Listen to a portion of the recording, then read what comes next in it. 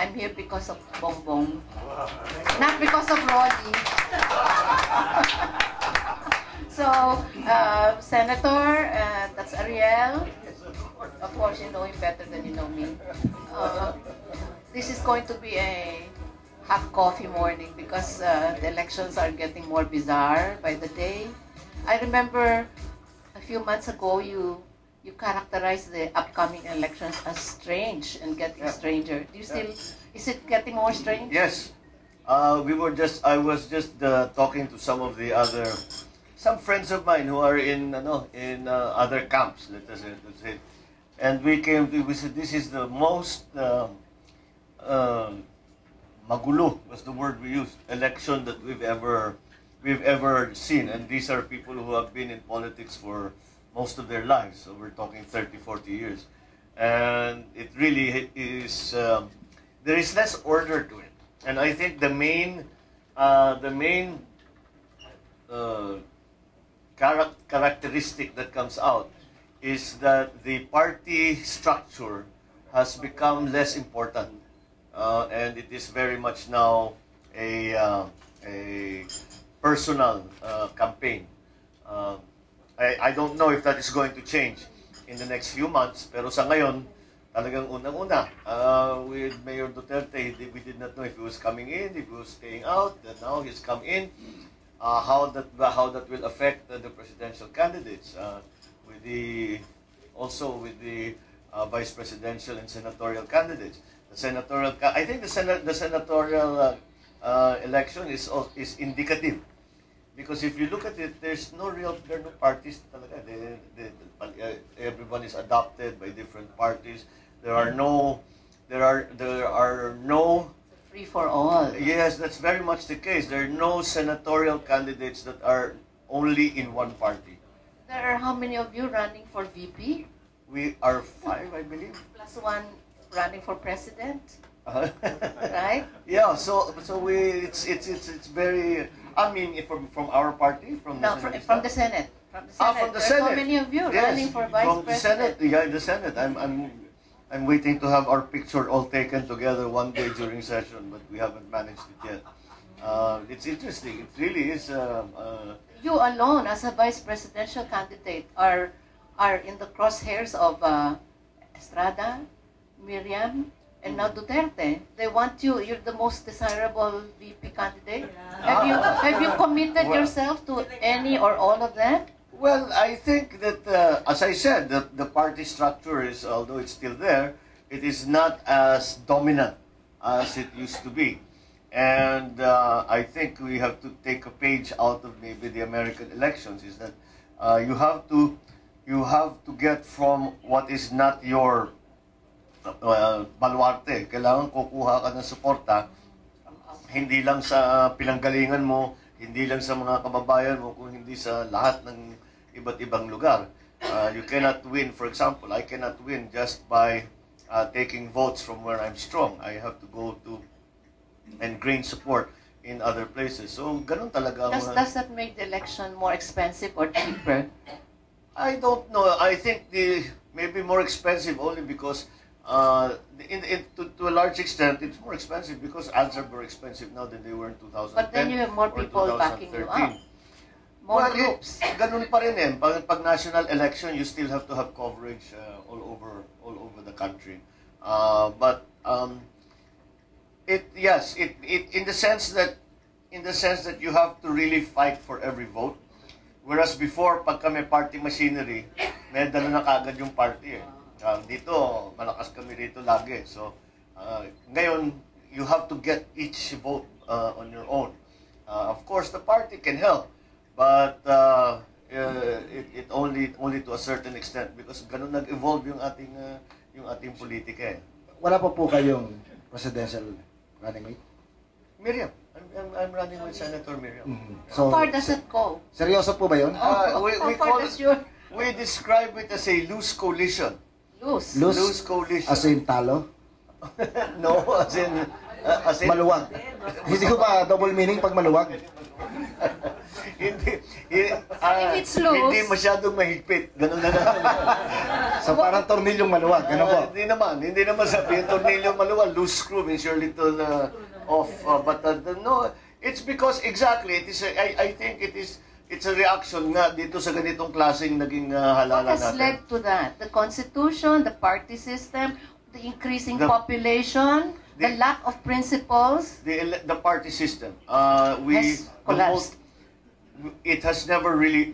Our experiment in the multi-party system has not worked, and I believe the reason is not only do people not understand how the multi-party system is supposed to work, the politicians do not know how it is supposed to work. Kasi simple lang yan eh. There is no cost to turncoatism, political turncoatism dito sa Pilipinas. That was happening since way back. Kaya nga, pero yun na nga, that's Now why it has been institutionalized. now it is very much instituted. Kasi dati kung lumipat ka from NP to LP, it's a big deal. It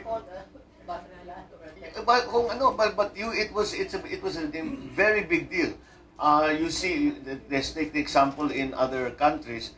Pagka lumipat mula Republican, lumipat ng Democrat, napakalaking bagay nun. Sa UK, pag naging you cross down from conservative to labor or to liberal, that's a very big deal. And the reason why is because they're based on ideology. We are not based on ideology. We are based on Isama. Pakikisama. political convenience, expediency. Because yung magsama ng election ngayon, next election, makaaway na, makalaban na. So it really is not based on any shared ideology. How does it feel to be number 2 in the surveys? Number 2 to Cheese. Are you energized to hit the ground running faster? I think I don't think you enter into the campaign, talagang handa ka na gagawin mo lahat ng kailangan mong gawin. Siyempre, binabantay-bantayan mo yung mga surveys, but hindi yan ang sinusundan dapat. Dapat may plano ka. At yung plano ay susundan mo. At siyempre, mag-a-adjust ka ng konti as circumstances change. But it really, it tells you, it gives you direction. That dito tayo kulang, dito natin kailangan patibayin yung ginagawa natin, pagandahin natin yung galaw natin dito, whatever it is.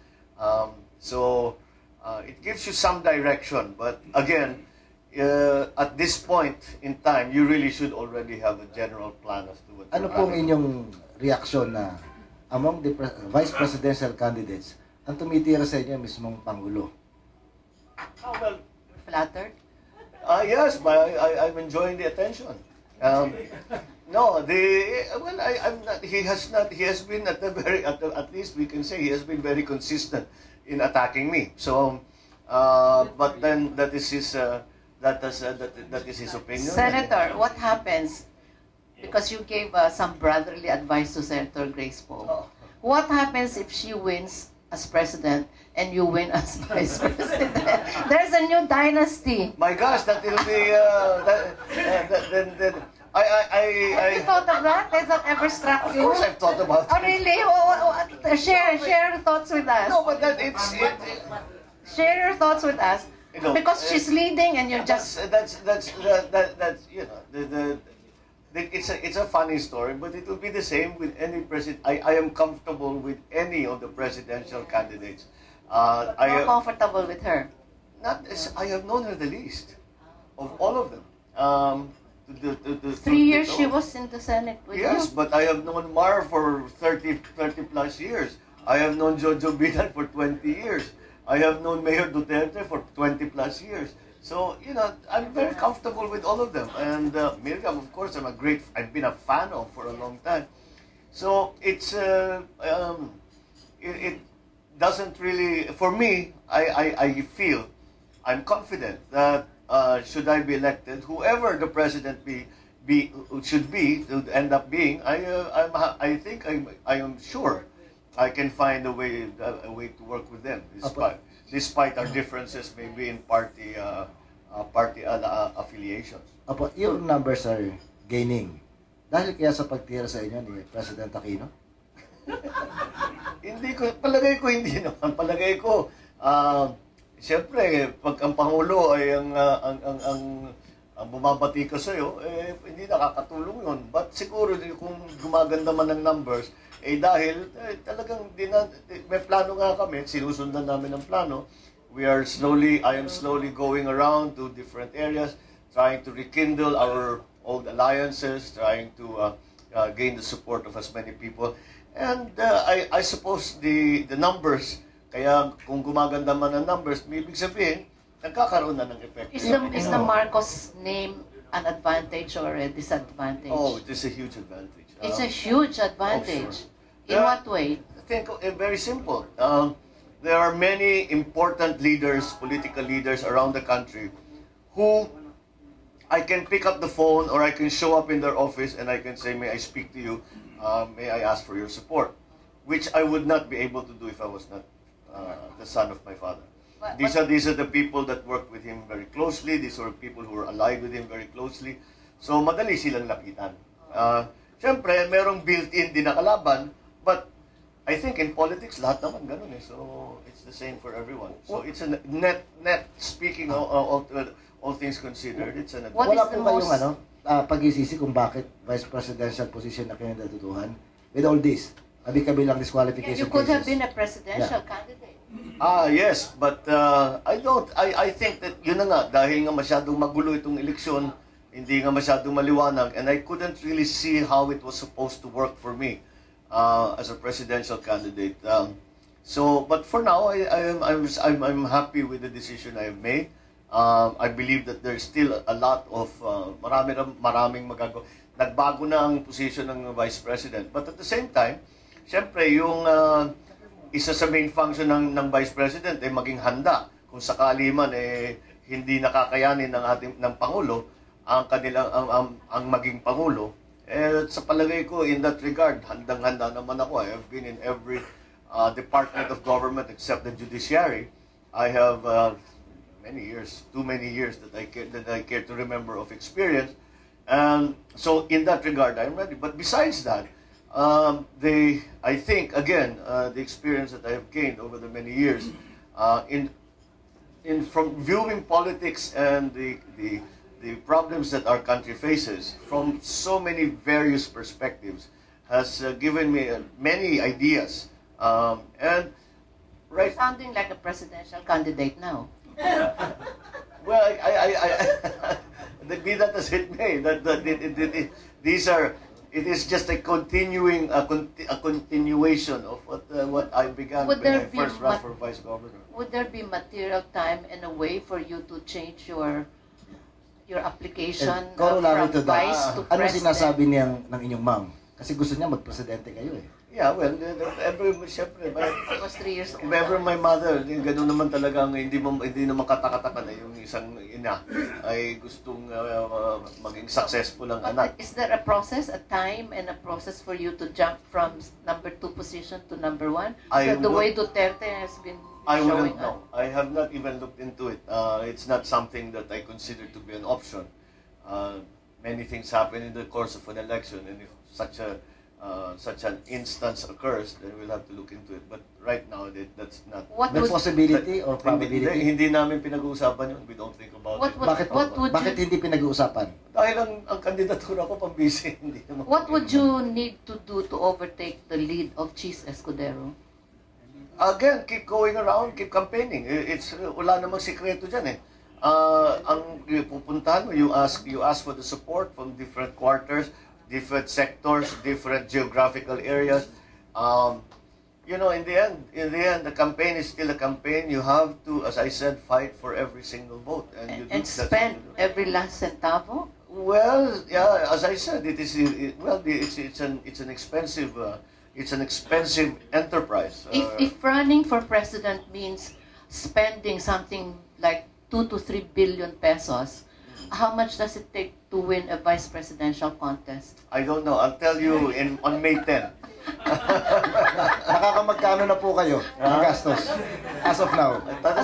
Tanong natin doon sa mga nagko-contribute at sila hindi ko naman Hindi ko naman sinisita, hindi ko naman iniisa-isa yung Sino kanilang- pinakamalaking contributor as of today? I don't think they would like for me to expose their identity. From in this. Ilocos, from Leyte, from Manila, from big business, or Definitely not Ilocos. big business? Yes, no, all of the above. All of the above. Okay. So, we'll open the floor now for questions. Sir, do you have complete senatorial candidates? We have not yet. I believe that the number right now is we have 10 na senatorial.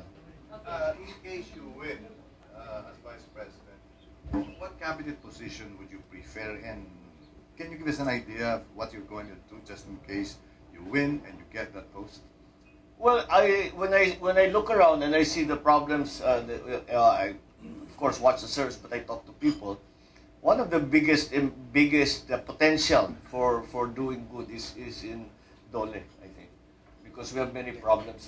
We have one of the biggest problems are jobs in the country, and I believe that without changing any policies, without passing any new laws, that we can improve the performance of Dole when it comes to, one, protecting our workers, number two, preparing our workforce for employment in the private sector, and number three, for support and protection also of our OFWs. Contractual workers. And that contractualization is a big is becoming a big issue, and rightly so.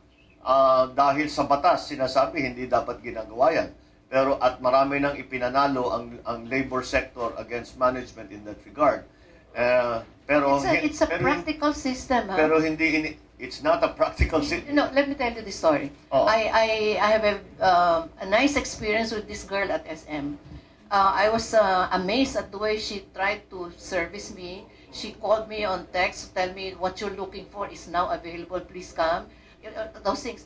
So I said, what happens when your contract runs out? And she said, I will leave it to my supervisor. Because in her experience, the girls who were good in that section where she was assigned would become permanently depending on how good they are. And SM has so many branches. So it's like a training ground, the way I look at it. It's a training ground, and you separate the chaff from the grain. You winnow out the bad ones, the lazy ones, the ones who have no incentive. Well, you can do that anyway. By performance audit of anybody, or I think every corporation, especially every successful corporation, at some point reviews your performance. And sabi ko, are they still worth having? At the same time, the law provides for protections and benefits for our workers, and we must abide by those privileges and rights that we have accorded. Atras po ka ng konti. Kailan ba nagsimula itong massive contractualization of labor? It's been going on for a few years now. During the time of your father, contractualization, the word ENDOC, totally stranger yan. Walang ganun. Opo. So kailan ito nagsimula?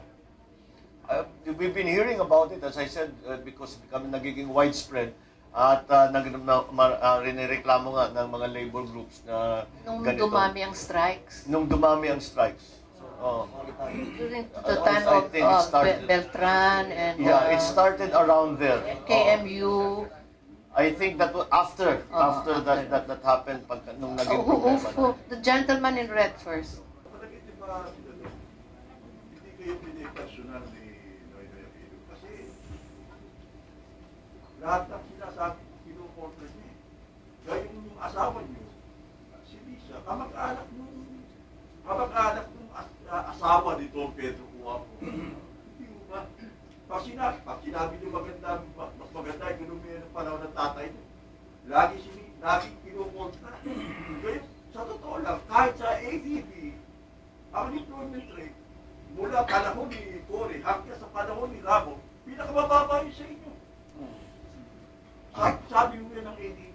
Yun ang aming sinasabi, yun naman talagang katotohanan at madaling mapatunayan dahil kung titignan natin ang objective test, halimbawa, mga levels of unemployment, levels of poverty, ganyan, literacy, lahat ng mga bagay na yan, may sasabi naman natin na maganda naging performance. Kung bakit ginagawa ng Pangulo na kinokontra lahat, that's karapatan niya yun, that's his prerogative. And so,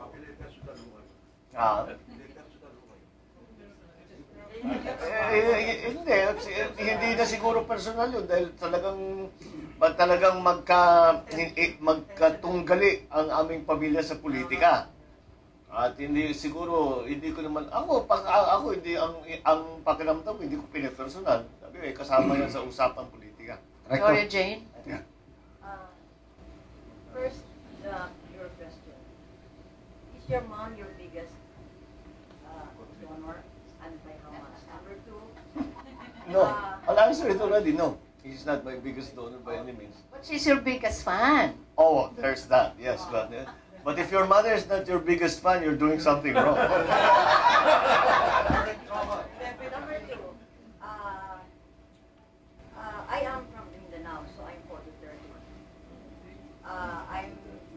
I am wondering how you will work if 30 becomes president. How you will work it out with him so that whether Again, I have already taken a position. I have determined that federalism is something that we really should look into very closely. It is, if you remember, the interim Batasang Pambansa was a step in that direction when we elected our assemblymen by region. So nagsisimula na tayo papunta sa federalism.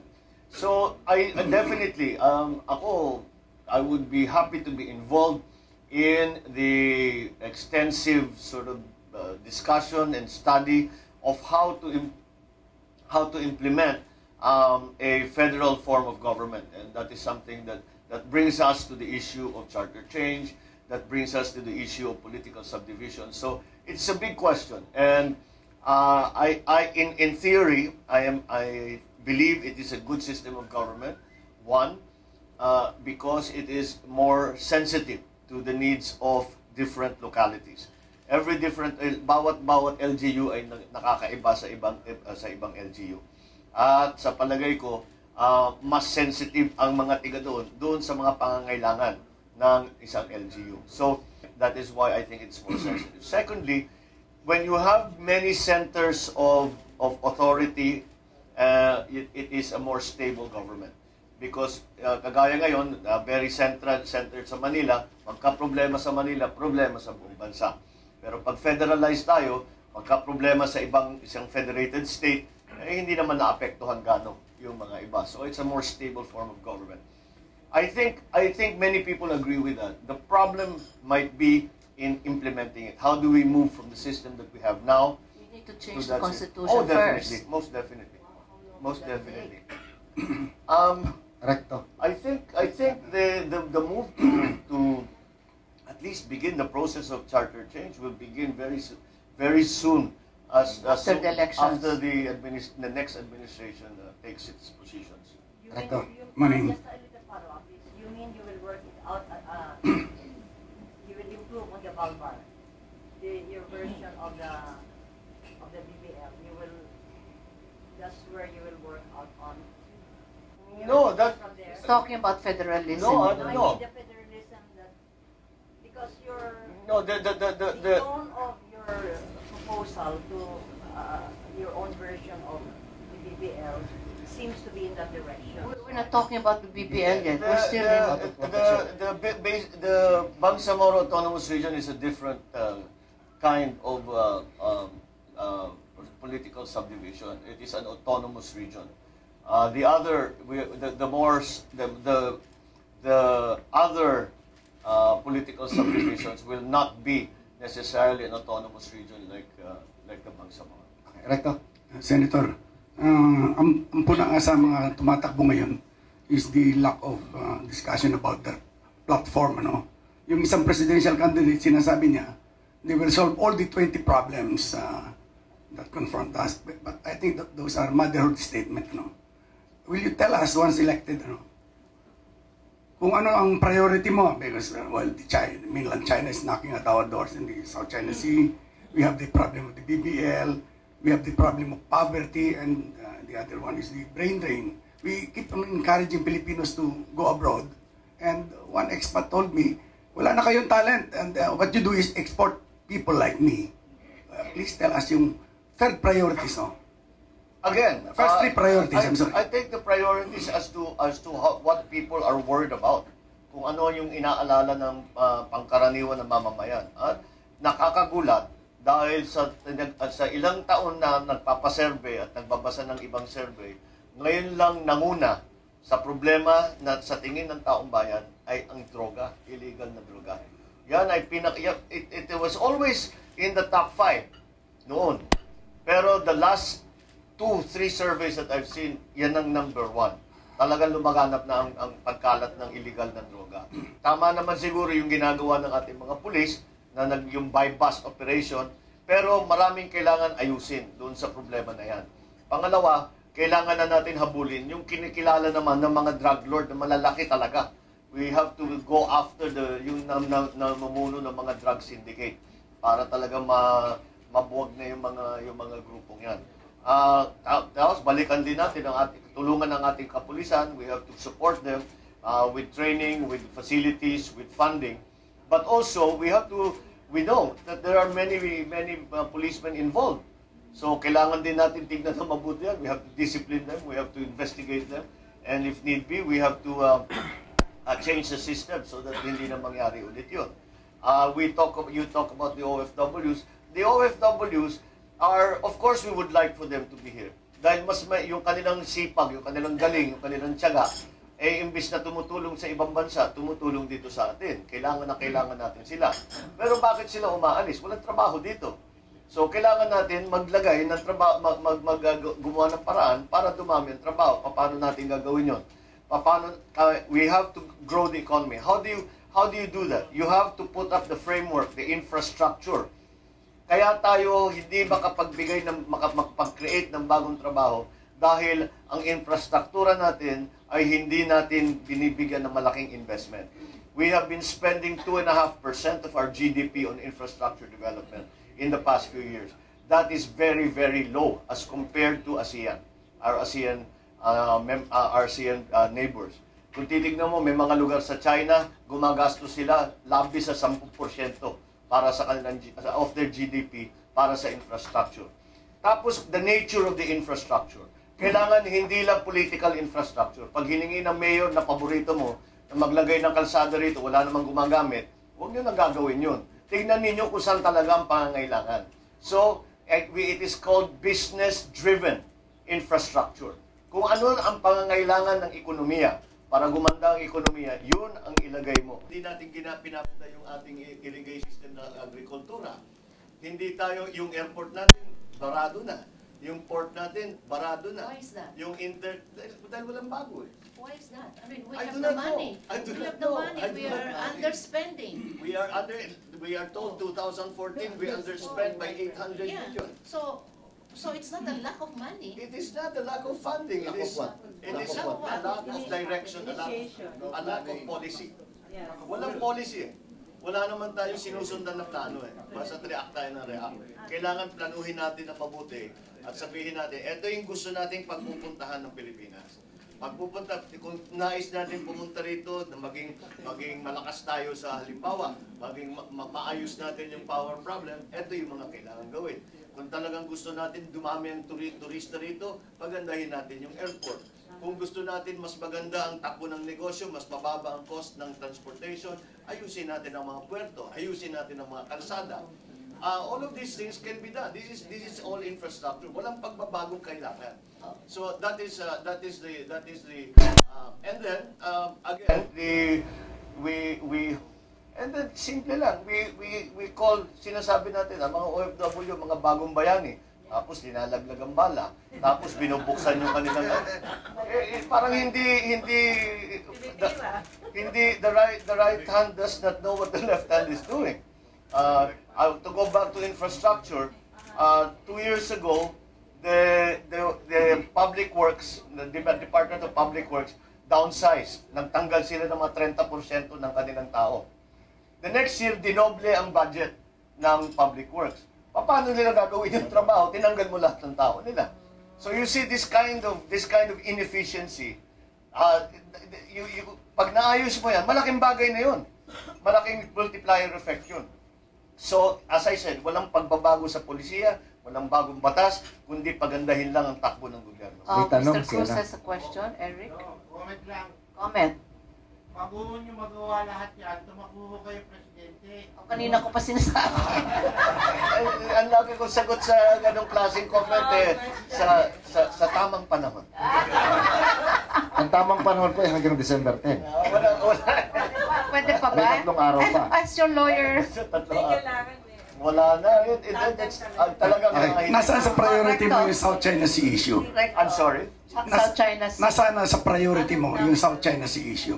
Ano mo, lahat yan top priority. Walang hindi importante dyan eh. Malaking bagay. Hindi, yung South China Sea issue, sa palagay ko, we have to engage the Chinese more. Kasi, naging useful yung sa UN dahil nasasabi natin kung ano yung ating pananaw.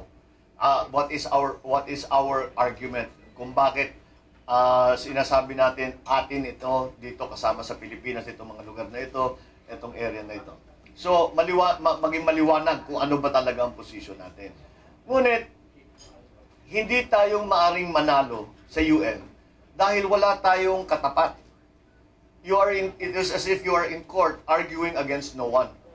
You are the plaintiff, you have no defendant. So how will Accept the decision. So how will you win? How will you win? So, but that's I think the argument needs to be made in the UN arbitration. Ngayon, yun The lamang. Chinese won't accept any decision. That is why it is necessary to engage the Chinese. In what way? In Economically? every possible way. We have to solve this problem. Hindi natin pwedeng pabayaan itong problemang ito. Kailangan natin ayusin itong problema na ito. Hindi magkakaayusan kung hindi magpirmahan at hindi mag-agree ang China at saka ang Pilipinas. They speak so fondly of your mother. I Well, think they're two times. they very much respect the opening of relationship. Now, what nobody sees, I keep talking about it, pero parang walang nakarinig na may malaking pagbabago ang posisyon ng China. Mula nung simula nitong gulo na ito, ang China sinasabi nila 9 dash. Yan lang. Wala na kaming pagsasabi. Tayo, ang argument natin, hindi yan sumusunod sa international law. Hindi yan sumusunod sa UNCLOS. Kaya nga pinapunta tayo sa UN para nga maipakita natin na hindi sumusunod sa international law yun.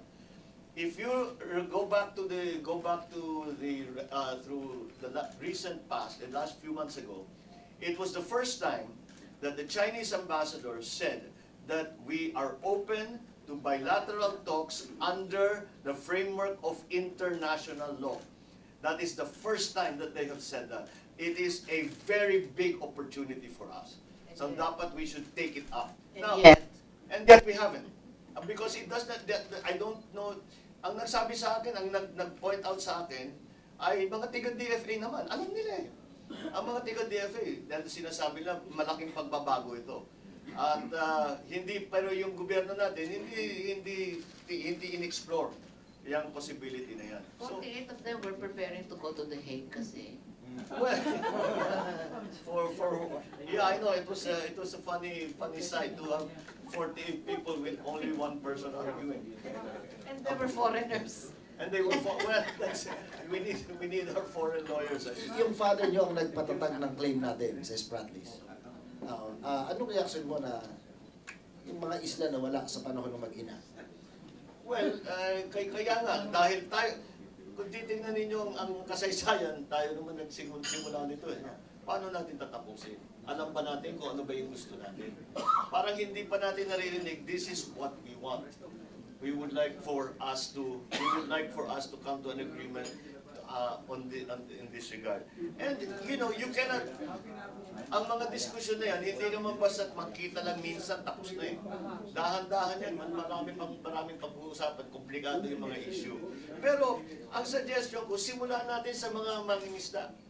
Halimbawa, ang mga mangingisda ng China at saka ng Pilipinas noon, ay magkasama yan. Nag-iisda sila sa international waters, walang problema. Yes, kung minsan daw, paggabi na, pagtapos na sila magtrabaho, nagsasama sila, kumakain sila magkasama, nagiinuman sila doon, nagiging kaibigan, tapos balik na naman sila sa pag-isda. Ngayon, hindi na pwedeng gawin yun. Balik natin yun. Well, let's just start with small steps. So that if we can say, ayusin natin itong sitwasyon dito sa ating mga fishermen para maging mabalik man lang sa dati na normal na pagtrabaho nila. So, if we can get that, then the next step will be what do we do na ngayon about the military patrols? What do we do naman about the claim? So, The structures on the island. the structures on the islands. Well, what can we do? What are the compromises? We should have proposals. We haven't made any proposals.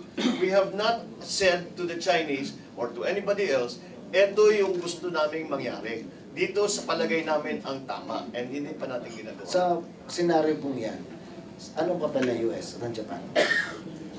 Well, siyempre, mga big players sila.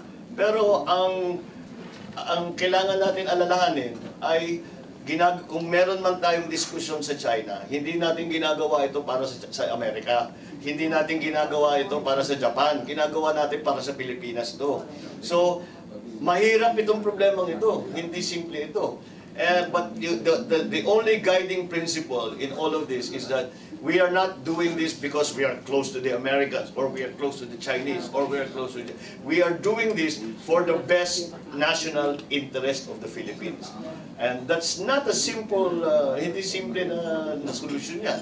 And so, because we are between these superpowers, we have China at 600 kilometers away. We have the United States with its presence here in the Pacific and in Asia. You know, bumahing lang yung isa dun, durog na tayo. So, kailangan maingat tayo. But that is the situation. It is a very delicate situation. It must be treated with the appropriate finesse and diplomacy. Just for a change of pace, do you think Trump will win? Is there a chance for Trump to win? Or will it be Hillary, more likely? A tough call. It's a difficult call. He's a bit of a phenomenon, di ba? I think parang Duterte. Yeah. I had the when Trump first shut up, nagkataon, yung isang kaibigan ko Amerikano came to stay with me. He just came to visit. And he was a Republican. Sabi ko, are you serious about Donald Trump? Are you people serious about supporting Donald Trump? Because he's a bit outrageous, he's a bit flamboyant. Sabi niya, at least he says the things that we are thinking about. He's not trying to finesse around the real problems of the country. And I think that's the same thing with the Mayor Duterte. I do not know what's going to happen with. Do you still like Duterte after what he did said about the Pope and yung 1,000 peso donation na to Caritas every time he makes it? Well, anyone who has known the mayor for any time, in any length of time, will know that that is exactly the way he talks. So it will not impact on his ratings? That we'll have to see. We don't know. But I have asked people after the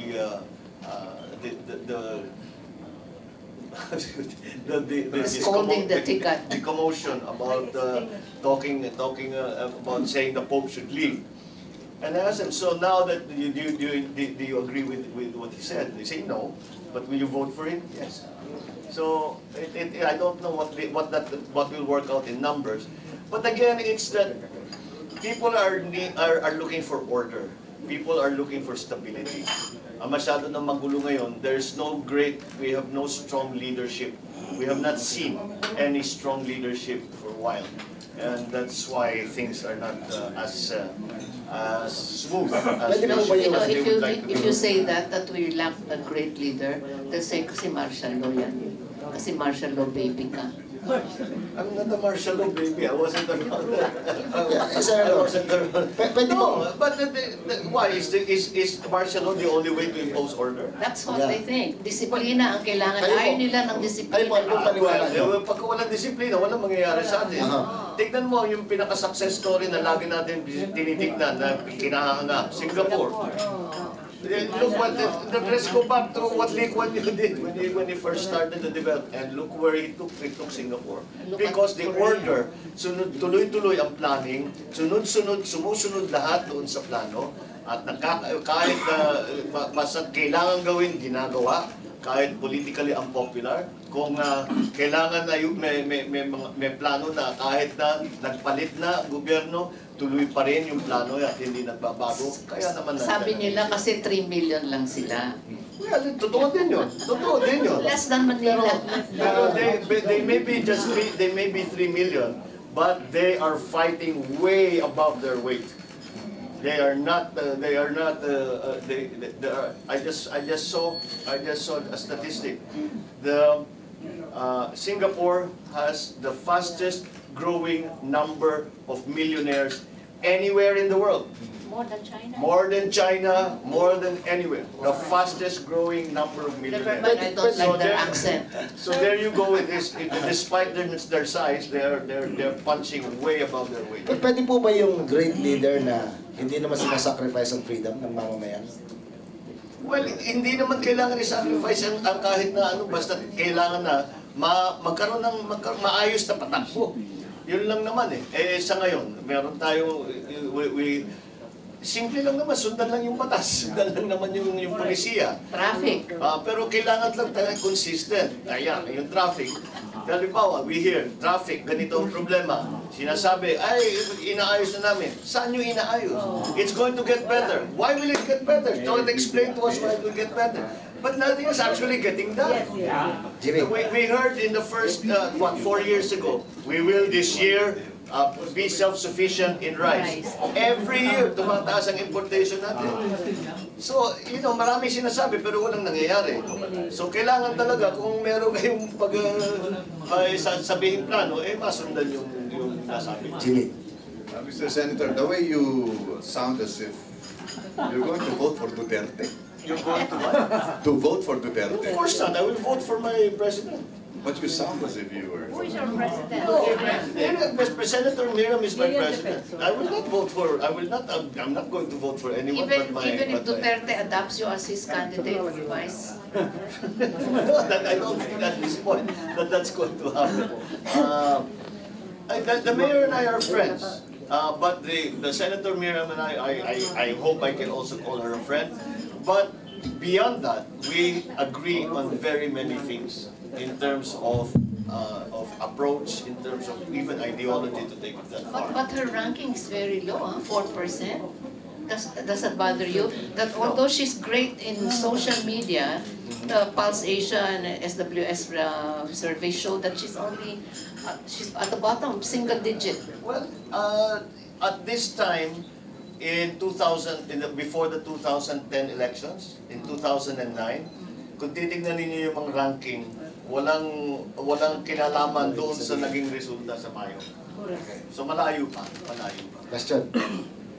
Question, Senator. Yes. Some of my traditionalist friends say that whoever the Americans would support in this election would win in this election.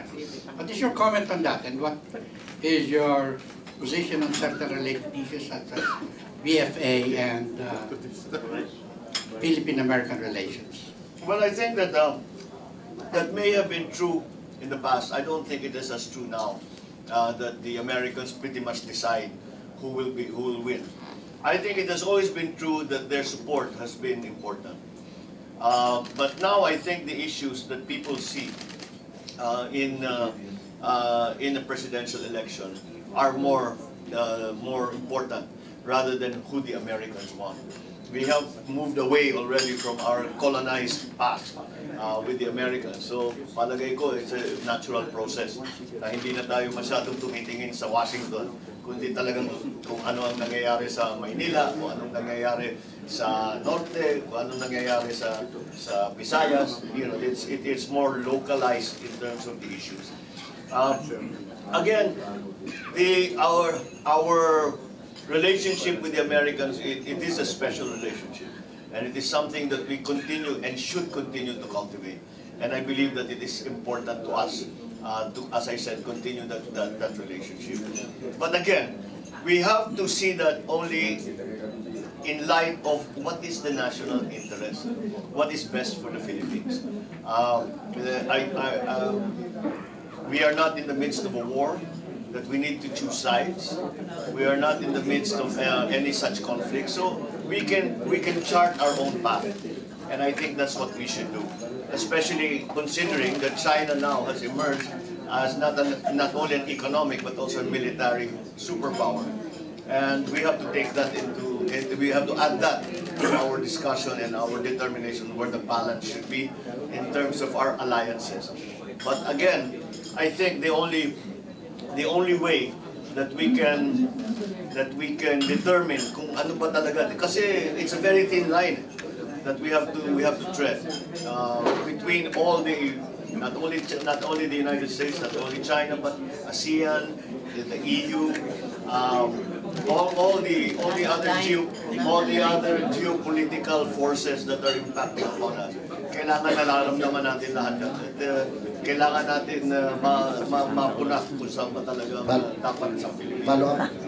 But Senator, our relations with America are more than political. We have the sugar group, for instance, that depends on the American market. And certain exporters that depend on the American market. Yes, but that is the same for many other countries. Simply because the American market is so large. But again, because of our special relationship, perhaps you are right that our economic ties are stronger. But that is I think, to the good, because the key to economic success in this day and age for every country is trade. It is no longer cornering a world market in one commodity or another. So, ganun palagay ko, pagpatuloy natin yun.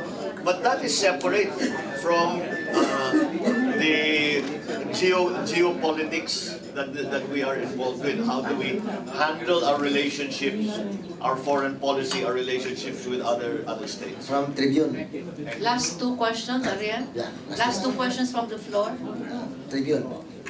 Mr. Senator, kasi the usual issue thrown at the legacy of your father is political persecution. And right now, may sentiment yung opposition na under President Aquino's administration, may political persecution. You have senators jailed, you have Vice President, the cases against Vice President Binay. Do you share the sentiment na merong political persecution laban dun sa mga kalaban ni President Aquino? And the second question is, kamusta po yung relationship ninyo yung tatlong vice presidential candidates na galing sa Nationalista Party? Well, I don't know if you could what is happening in terms of the prosecution and the investigations of wrongdoing amongst other politicians. But I have to say that there has been an element of what I refer to as selective justice in this administration. And let us get away from the political side of it. Bakit yung Ampatuan murders, the Maguindanao massacre is not yet been mag-aanim na taon na. Maliwanag kung sino ang accused. Nandyan may mga eyewitness accounts. May mga, marami na, kumpleto na ang kaso ng prosecution. Kailangan 6 na taon na, no? So wala pang nangyayari. Ngunit, nakapag-impeach na tayo ng isang Supreme Court, Chief Justice, nakapag-resign tayo ng Ombudsman, nakapagpakulong na tayo ng 3 senador. Bakit yun mabibilis? Bakit ito na walang bahid na kahit na anong politika, simple na kaso, hindi natin matapos-tapos? That is, I think, more to the point. Let's take away the political color of it. We have to prioritize what are the most glaring injustices. How about the three of us, the 3 vice presidents from presidential election from Nacionalista? Walang problema. I last saw Alan, Senator Alan, during the hearings for Naglagbala, and yeah, we had a nice chat. And I had lunch yesterday with most of the NP and with Senator Sonny Trillanes. Wala namang problema. Basta pati ang paggano namin, sige, good luck na lang sa atin. Ganun na lang ang aming. But I hope we will remain friends because iba naman yung matagal naman yung pinagsamahan namin. This is only one election. Follow question. Sir, follow up. Last question. Teka, follow up yung nagtanong. Tribune. Paano po yung sino po yung sinusuportahan sa tingin niyo ni Senator Villar, ni Manny Villar? Bilang sila yung top Well, officially walang piniling ang official candidate ng MP, kaya lahat kami ay pumila ng independent. So I don't know kung mag-composition ang Nacionalista Party formally for one or the other. I hope it will be me. So do we consider that the last question? Last No. May tatlo pa. Last 3 questions. Just in case, can you substitute for Senator Miriam? Just in case of what? I mean, we know, we've noticed, If she decides to withdraw. for health Again, reasons. I couldn't tell you. I've not really studied the matter. I have no. That's not part of any of our planning or any of our discussion. I guess you can ask the lawyer. There is going to be a similar situation to what the Mayor Duterte has done. That he will substitute for another. So. We don't know. We don't know if that is going to be allowed because now that has already been contested. So we will see what the Comelec decides. So, if allowed. If allowed? Yeah. I don't even think. Again, it's a nice hypothetical, but I don't think she's going to withdraw. Why should she withdraw? She says she's healthy. She can conduct the campaign, so she should continue. How far will the social media, the social network account for a victory in this presidential election? That's a very difficult question to answer because I cannot. Depends. Yung mga proponents ng social media, they tell you, kami lang, we can win for the election. Yeah. Yung mga medyo hardcore traditionalists, maliit lang yan. Kahit may supporter, kahit di sumusunod. I'm sure the correct answer is somewhere in the middle, but we cannot really with just empirical data, we cannot get a number, a hard number as to what really the effects are. But if you look at the demographic of those most active on social media, it is precisely the demographic of the largest sector in our country, the young people. 18 to 35 years old constitutes 44.4% of the entire electorate. And that is, they are all, I would venture to say that all are on social media in one form or another. Aldab, 43 million.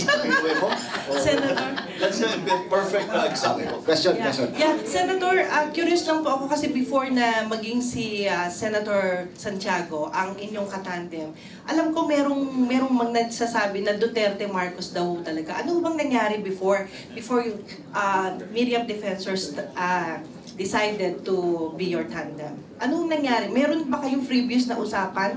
O talagang that time, walang kaplano-plano si Mayor? Kasi parang meron na noon eh. At in fact, nakita ko yung ginawa nilang poster para ho sa inyo. Thank you. Ang nangyari, simple lang yan eh. Siyempre, tinatanong ko kay Mayor Duterte mula nung simula, ikaw ba'y tatakbo? Hindi. At sabi niya sa akin, hindi ako tatakbo. So, anong magagawa ko? Kundi pakinggan siya at paniwalaan siya. So, yun ang basis na ay mukhang hindi tatakbo si Mayor Dico. So, ang lapit ko naman sa akin, tulungan mo naman ako sa Mindanao. Sana makuha ko yung endorsement mo dahil malaking bagay yung endorsement mo. Hindi lamang sa Mindanao, sa Visayas, pati na rin ngayon sa Maynila. So, yun ang linalapit ko sa kanya. Sana matulungan mo ako, sana matulungan mo ako. Nung nag-decide siyang tumakbo, nagbago na lahat. So, ganun ang pangyayari. That's what really happened. Every time kasi noon pa, dating gawin talaga, basta't nasa Davao ako, pinupuntahan ko siya. Dahil magkasundo kami, we're friends. At saka, What do you like about him? What you see is what you get. He's plain spoken, and if you have been in a relaxed setting, he's terribly entertaining. If I may, He's fun to be around. yung father niyo ba pinaghuhugutan niyo rin ng mga ideya para ipagpatuloy yung kanyang mga nasimulan? Ang aking ama? Opo. Kasi alam natin, implementor siya. At saka marami siyang nakatenggang proyekto na hindi natuloy. Are you planning to pursue it? Kung sakali na, syempre, yung tandem nyo, magiging ka-vibes nyo. Hindi naman sinasabi pinupursu ko yung gawain ng aking ama. Opo. Sa palagay ko, kung gagawin ko man yun, ay dahil sa palagay ko, tama para sa panahon na yan ang dapat nating gawin. Hindi lang dahil ginawa ng ama ko. Dahil bagay sa sagot na maganda sa Last problema. question na. Last question. Last question. Last question. No more extension. I suppose that if you are vice president, you will become the czar of labor. In view of the integration, legal integration of ASEAN now, and which finds the labor workforce the most problematic, what kind of policy will you push along that line? Thank you. Strengthening, number one. Again, as I mentioned, yung protections ng ating mga manggagawa, all our laborers, our workers, we have to strengthen, we have to continue their protection, the tenure that the law guarantees them, all of these things. But in terms of, I think what we should do is build up the SMEs. Yung mga credit natin na binibigay dapat mas madali para sa mga SMEs dahil sila talaga ang bumubuhay ng ating ekonomiya. Tapos, siguro ang TESDA, ang CHED, maybe they can start to prepare to retool or adjust their courses or what they teach so that they prepare the workforce for employment. 90% of the workforce is in the private sector. How should this immediately impact on the integration? We will be more ready to compete. Essentially, ang worry natin lahat, pag ASEAN integration, di tayo makapag-compete. Ang inaalala natin ay, halimbawa, agriculture, dahil mataas ang cost of production, mababang production natin, all of those things, kailangan natin patibayin ang agrikultura para makapag-compete. At alalahanin natin na halos 70% ng mahirap sa Pilipinas ay nasa agrikultura. Kaya kailangan talagang bigyan ng mas malakas na focus yun. Again, we have to, the infrastructure that I said, to help a group. You cannot add jobs to the economy if the economy is not growing. Now we hear that we are growing at a remarkable rate. I've been hearing this for many years, but it's not felt by ordinary people. It is felt by big corporations. It is felt by rich people. Not even by the middle class. Not even by the middle class. So there is a very serious failure in the policies for the distribution of wealth. Now, I think we have to rethink the CCTs. Because spending 65 billion a year and nothing changes in the poverty rate, nothing changes in the literacy rate, nothing changes in the mortality rate, then we have probably arrived at a point of diminishing returns. Maybe that money can be used to be spent for schools, for hospitals, for roads, for bridges, for power plants, for the improvement of the internet, a new airport, more ports, all of these things that can be done. So, maraming para sa akin, ang daming potential nangihinayan ako na hindi natin hindi tayo nakikinabang. This is not a question, because tapos na ang question. This is not a question, but it's a commentary. None of the presidential and vice presidential candidates have ever spoken about the middle class. We are the middle class, we are the intelligent voters, I think, I hope. But nobody cares about us. They're looking after the very poor, they're looking after big business, investors, but nobody cares about the taxpayers. We are the most tax sector. And they don't want to bring down the taxes. Defined as the middle class, but taxed as upper class. Yes. Yun ang nagiging. Because there is no recognition that the stability of the economy, or even for that matter of society, you study any books on sociology, and a strong and healthy and vibrant middle class is the key to a stable economy and even to a stable society. And I think that we've forgotten that, and we to look at merely aggregated numbers and say the whole country is growing at 6%. But 70%, but the agriculture constitutes only 10% now of our GDP. 70% of the poor are in agriculture. So, how is that good? How has this been good for them? The SMEs, there's no manufacturing in the Philippines anymore. Yeah. There's no manufacturing in the Philippines. We don't make anything anymore. Only babies. Yun ang SME. Magaling tayo dyan. Yun yung SMEs na lang. So that is nobody, parang, there's no policy nga that recognizes the importance of certain sectors and a plan to develop those sectors so that it redounds to the benefit, not only to social stability, but even financial Yeah, sana po pag kayo naluklok maalala mo yung class. On that hopeful note, thank you, Mr. Senator. Somebody? What are you? Tapos na. Oy, ayaw ko na dito. Pwede nang magtanong ng ibang mga reporters natin after the forum para po sa inyong one-on-one interview kay Senator Bongbong Marcos. With that, sa ating lahat, maraming salamat po. Magandang umaga. Maraming salamat.